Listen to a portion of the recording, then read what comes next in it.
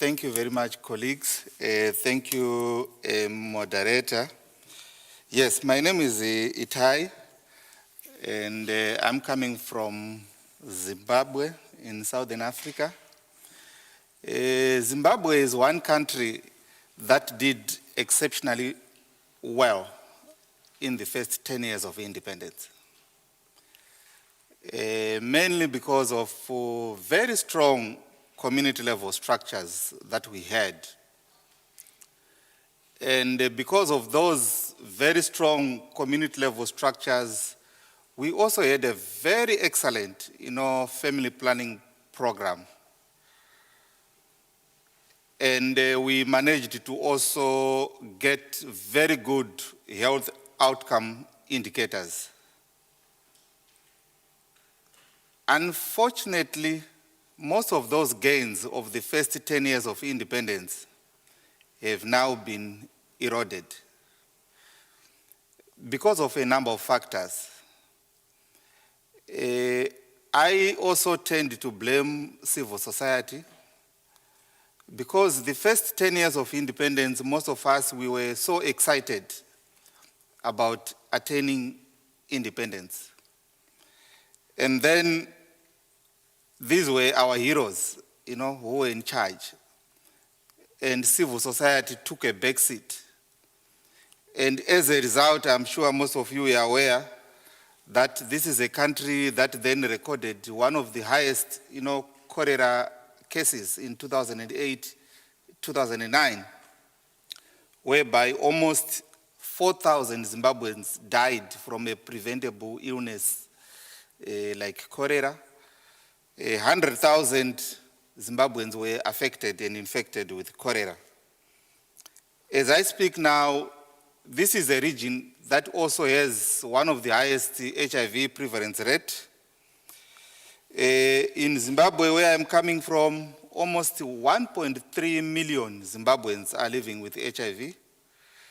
Of those 1.3 million, about 60% are lucky enough to be on treatment. The economy has been on a meltdown since 2000, which leaves almost about 85% of the population in our unemployment rate. Women and girls are some of the most affected.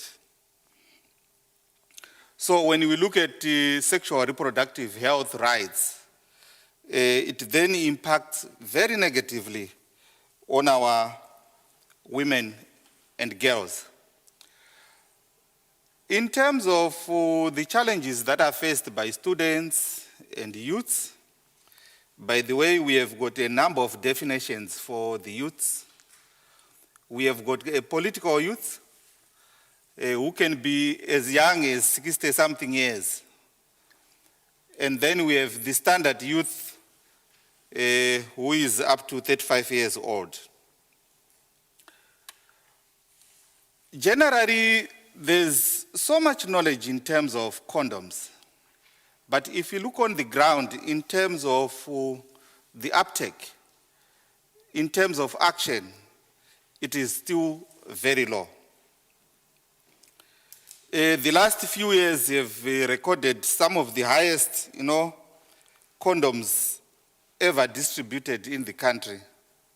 But if you also look at the prevalence rate, it tells a totally different story. Why is it given that so much condoms are being taken in tertiary institutions, but the HIV prevalence rate remains quite high? We had a great opportunity in 2009 when the country was in the process of formulating a new constitution. And as civil society, we took the lead in terms of advocating for the inclusion of the right to health in the new Zimbabwe constitution. And I can proudly say we now have the right to health embedded in the new Zimbabwe constitution. Zimbabwe has also signed quite a number of other international agreements. But in terms of the actual implementation, you then find that we are yet to realize the right to health, even though we have it in the Constitution. Our biggest challenge has been lack of implementation of existing laws. And also, if you look at the right to health in the Constitution, we are also yet to harmonize the existing public health policies in terms of relating to the new Constitution that now recognize the right to health. We have the Zimbabwe National Family Planning Council, which employs quite a number of community family planning distributors. Unfortunately, the numbers have also been going down, mainly because of lack of incentives. If you compare Zimbabwe to a country like Rwanda, Rwanda is almost the same size with Zimbabwe. But in Rwanda, they've got like 60,000 village health workers on the ground. And these are village health workers or community health workers that are incentivized, that are motivated. But in Zimbabwe, we have less than 9,000 village health workers on the ground. And mostly, if you look at the health budget, we sometimes even forget to budget for this cadre. So there are no incentives, there are no allowances to motivate the village health workers. Some of them, we cannot even call them village health workers because they cover more than 5 villages. Some of them even cycling very long distances in order to cover their catchment area. So the challenges that are faced include, issues to do with the distance in accessing family planning services, especially for the youths in rural areas. The cost of family planning is also quite high because you need at least about $1 a month to get the full month, if it is for the long-term family planning, methods. And this is in a country where the majority of the people are living below the poverty datum line, and some of them do not even have access to the dollar. By the way, the Zimbabwean economy dollarized in 2009, meaning that we are now using the hard currency. We no longer have our own currency. And the hard currency is not easy to come by. So because of the high cost of the family planning tablets, we have seen a new trend in the last few years where people are now buying, the family planning products from the black market. Unfortunately, when you buy from that market, you don't then get enough information and education. And there is also a tendency, to abuse the morning after pill, and this is mainly in tertiary institutions. The cost of sanitary products and the alternatives that are being used. Sanitary ware is generally available, mostly in urban areas, but like I noted earlier on, the biggest challenge is the cost. In rural areas and resettlement areas, availability is a challenge mainly because of the distances to the shops. And what are the alternatives that women and girls are using? It's shocking to see some of the unhealthy means that women are using, such as cow dung, leaves. Some even repeatedly use the same clothes. But this is also in a country where we are facing challenges in terms of access to clean, safe drinking water. It also becomes a challenge even to make sure that the pads get washed regularly. What as civil society organizations have been doing is to make sure that young people, they also get involved and also give their views and input in terms of their health challenges. Child marriages are still one of the biggest challenges that we face in Zimbabwe. Despite having national laws, including some of the international agreements, the legal age for sexual consent is 16 years, but the legal age for majority is 18 years. So this has tended to create challenges in terms of implementation of or enforcement of the existing laws.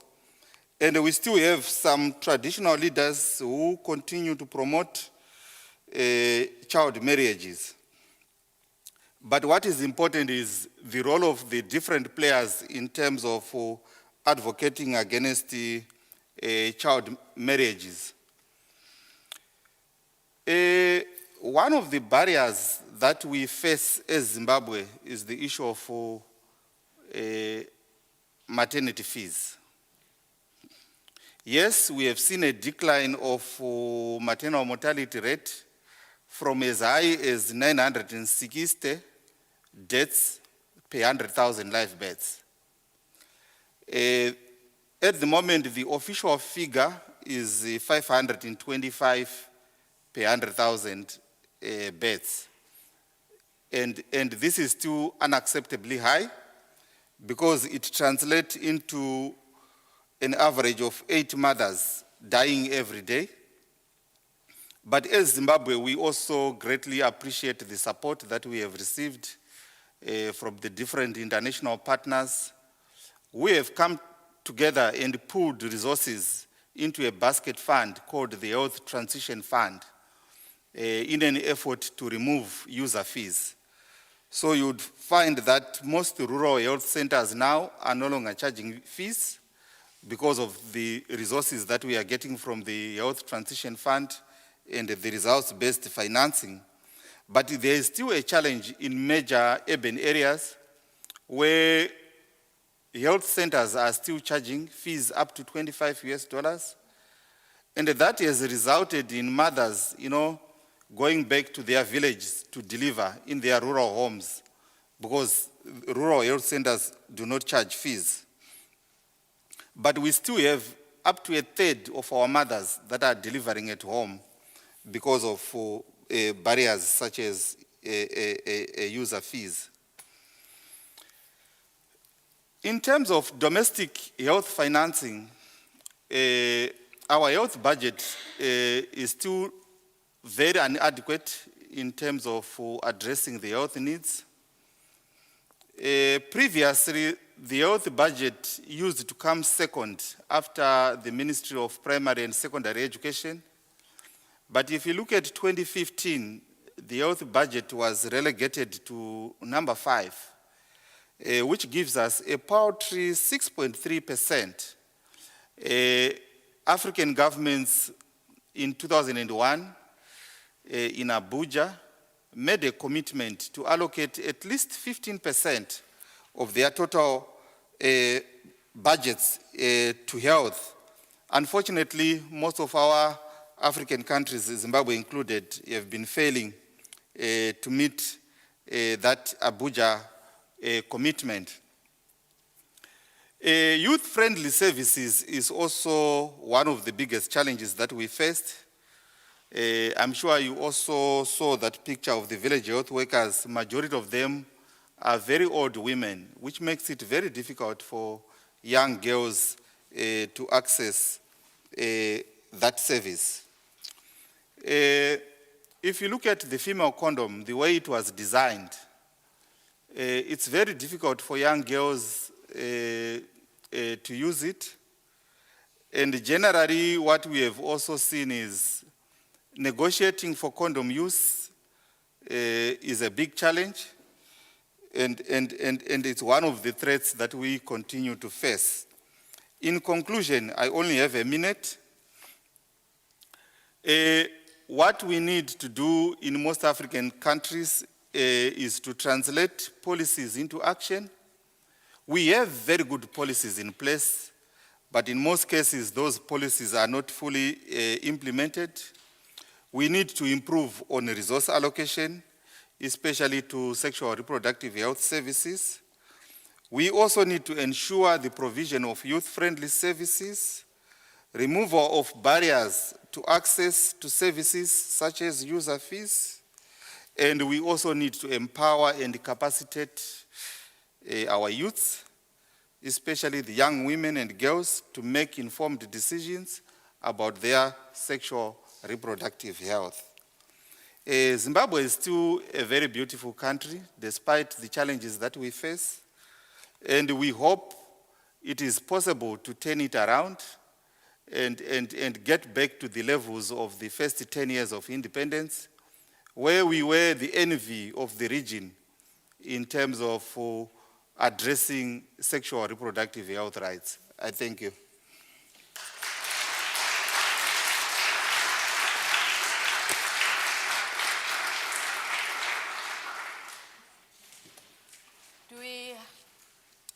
Do you have any comments or clarifications there? Yeah.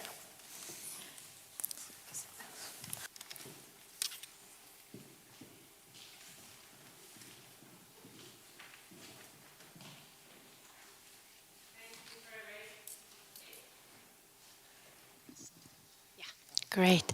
Thank you for a very good presentation. My name is Guro and I come from Save the Children in Norway. And I've had the privilege to work with Save the Children in Zimbabwe, who work with Community Working Group on Health. You're our most important partner. So I wonder if you could say a little bit more about how you work with local communities in the community itself, because I know that you have some really great ways of working with the communities to increase their participation in demanding their health services. Thanks.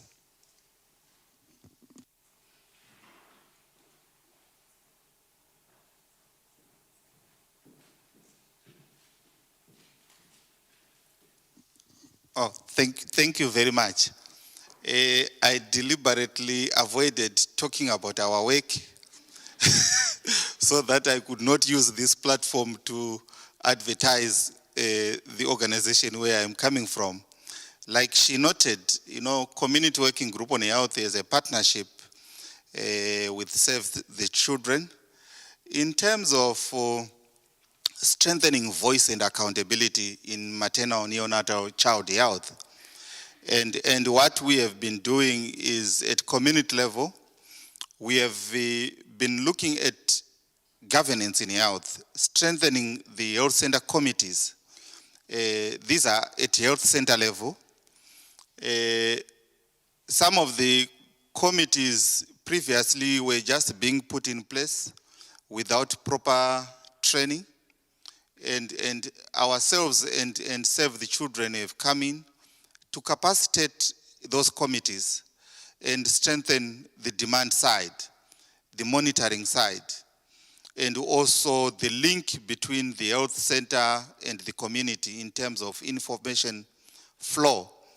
But we have also, through that program, been carrying out health literacy programs within those communities, in making sure that communities are well informed about their health rights and also their responsibilities, in making sure that when communities participate in health issues, they are participating from a knowledgeable and an informed position. And this program or the project that we are implementing in partnership with Save the Children has come in a big way in terms of also making sure that the resources that are being allocated to the health centers are also used for their purpose and to benefit the communities. So this is the project that we are currently operating with Save the Children. And it's across the country in almost 40 or so districts. And it's an effort towards also supporting the Ministry of Health, because community participation is one of the key components of primary health care. And what we have seen is in districts where we have strong health center committees, these governance structures, resources are better managed, relationships between the health workers and the community also greatly improves. We have seen communities taking ownership, in terms of their health facilities, protecting, resources that are allocated to their health centers. Yeah, that's in brief.